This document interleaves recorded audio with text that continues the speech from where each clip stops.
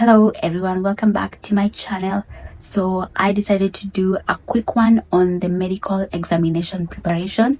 This is something that needs to be taken care of just before the interview, and this is specifically for Kenyans or maybe East Africans. I don't know if it applies all around, but maybe this is something that you might just need to know, experience that might be helpful information to you.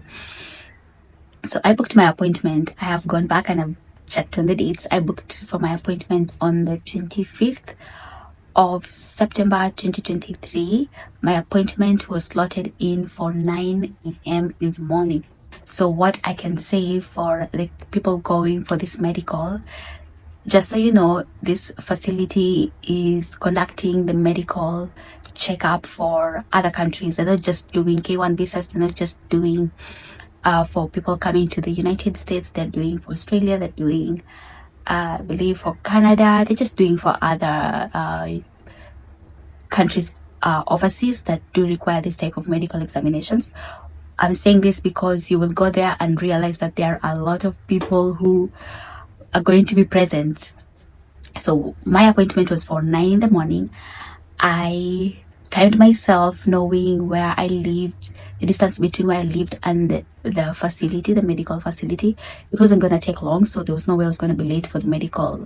But getting there, even at 9 in the morning, I got to the gate and there was already a long queue, a very long line. So what I would recommend, just wake up super early. Wake up, I don't know, just find yourself like an hour or 2 hours before that 9, before your scheduled time. Get there and be among the first people to be let in, because as much as they have given you an appointment at 9 in the morning, you don't just start your appointment at that time. There is the clearance that has to happen at the gate where you're given a pass, a badge, or some sort for you to be allowed to go in, and there is already a long line. So if you're the type of person who likes to go there quickly and be done quickly, just wake up super early, be among the first 10 people to be outside the gate and be given all the necessary requirements or pass that you need for you to go in for your medical exam.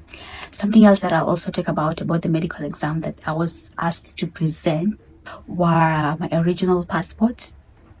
You're required to bring in your original passport. I brought in my original passport plus copies. Like anything they asked me to bring, I brought in the original plus copies, and just not one copies. I had like 3 copies ready in case they needed to stay with one copy and I needed to retain my other copy. So you just go in there with 3-4 copies of every original document that they're asking you to present. So there's the original passport, there's the embassy letter. So that's the letter that you get from the embassy to show that you have been invited for an interview. And for me, I brought in my appointment letter. I brought in the other letter that we had received from the embassy saying that they had received my application from the NVC. So anything that we got from the embassy, I printed them out and I made copies and I also attached them. Also for the medicals, they needed a DS-160 confirmation page. So that's something that you print out because you already have your confirmation page sent to you in your email or after you've already done filling it out. And I had copies, so don't go with one copy, because you might go to one desk, they want to stay with a copy. You go to another desk, they want to retain another copy.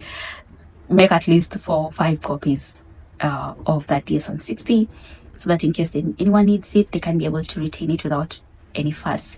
Another one was 2 passport photos, 2 by 2, is it 2 inches by 2 inches, like the 2 by 2 behind a white background. So that's another thing that I was able to present for my medicals. And then any previous medical records. So since I had been previously employed, we used to do the annual checkups, but they would do a full screening of the body. So I had those 2 for the previous 2 years. So that's the thing that I was able to present there. Another thing that they really so insist on, in fact, you can scratch the medical full checkup, that because not everybody is employed and not everybody does the annual thing, but one thing they were very keen on is the COVID-19 certificates, and they had highlighted you needed to have done that 14 days prior to your interview. So go to the OMOH site, the Ministry of Health site. Depending on which country you're coming from, people get theirs, but ours we do get from the Kenyan people. We get it from the Ministry of Health site, where you're able to access your COVID-19 certifications and make sure you have that. You will have had your body vaccinated 14 days prior to the interview. So that's the one thing I remember they had highlighted in the email in red. So have that ready just before, just get it done as soon as you can. I don't know if they still check for COVID-19, but maybe just to be safe. And then I needed to have an M-Pesa balance approximate of 70,000 Kenya shillings. It's around 600 and something US dollars. M-Pesa is just like a phone.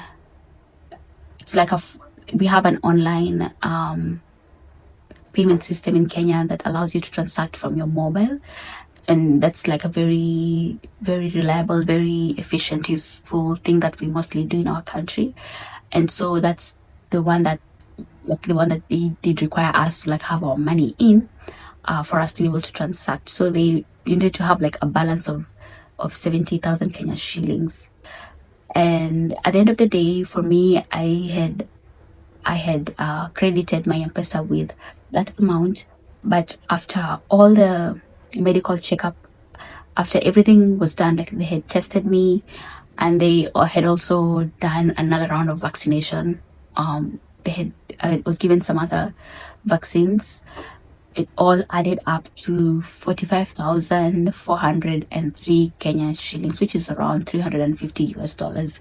So it ended up being slightly half the amount they were expecting me to have in my M-Pesa, but just have enough money in your M-Pesa, because that's the only way you pay over there.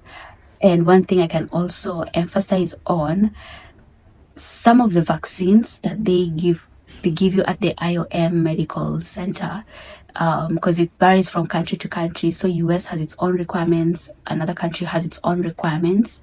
For US, some of them, they were telling me this is not mandatory. You don't have to have it done here, because you can do it in the States.